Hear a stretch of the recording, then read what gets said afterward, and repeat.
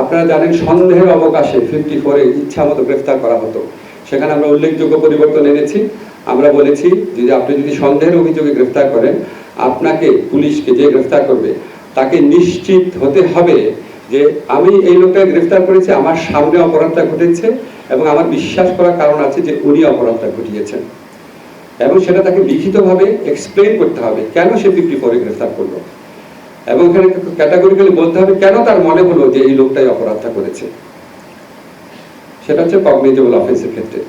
নন cognizable offence বা আরেকটু laser অপরাধ, 7 বছরের নিচে যে অপরাধ, সেখানে এটা তো করতে হবেই, প্লাস একই সাথে তাকে সন্তুষ্ট হতে হবে যে আমি যদি গ্রেফতার না করি লোকটা পালিয়ে যেতে পারি।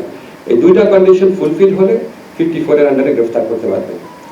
তারপর আমরা যে আইন করেছি সেখানে আপনার অনলাইন বেল বন্ড সাবমিশনের বিধান আছে।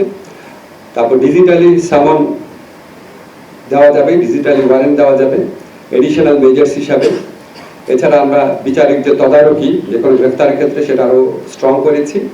আমরা মনে করি ইনশাআল্লাহ এই আইন যদি সঠিকভাবে প্রতিপালন করা যায় তাহলে ইচ্ছা মতো যে গ্রেফতার, মানুষকে হয়রানি, গ্রেফতার করে অস্বীকার করা, মানুষকে গুম করা, সেগুলি বন্ধের ক্ষেত্রে একটা বিরাট যুগান্তকারী ভূমিকা রাখবে।